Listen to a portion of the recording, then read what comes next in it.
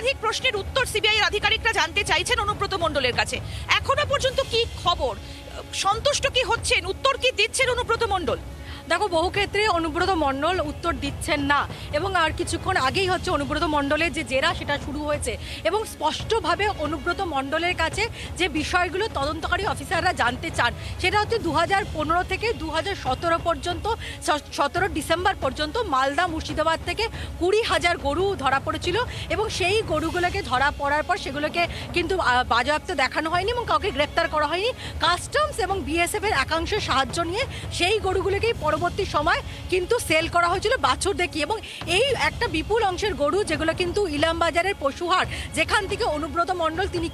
কিনেছিলেন বলে অভিযোগ, এবং তারপরে শুধুমাত্র কেনা নয়, এছাড়াও বিপুল সংখ্যক গরু সেগুলোকে কিন্তু বর্ডার পাস করাতে সাহায্য করেছিল এবং সেগুলোকে অর্গানাইজ করা, এবং তার থেকে প্রাপ্ত একটা বড় অংশের টাকা তিনি অন্যান্য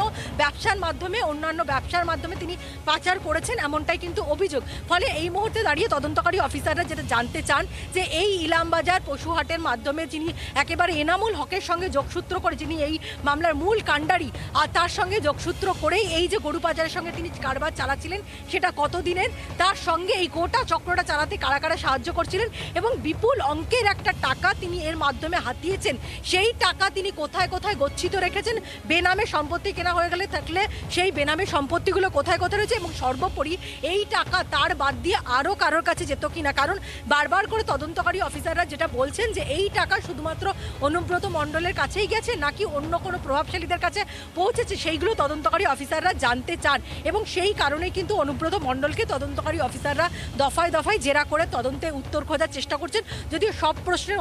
অনুব্রত মণ্ডল কিন্তু উত্তর দিচ্ছে। একটা বিষয় একটু তোমার কাছে জানতে চাইবো, তার ব্যাংক অ্যাকাউন্টে অল্প কিছু সংখ্যক টাকা রয়েছে, অথচ তার এই যে বিলাসবহুল জীবনযাপন, তার স্ত্রীর চিকিৎসা, সেই সময় যে টাকা খরচ হয়েছিল, সেই ট্রানজাকশন কিভাবে হয়েছিল, কার নামে হয়েছিল, সেই বিষয়ে কি এখনো পর্যন্ত সূত্র মারফত কোনো তথ্য পাওয়া যাচ্ছে?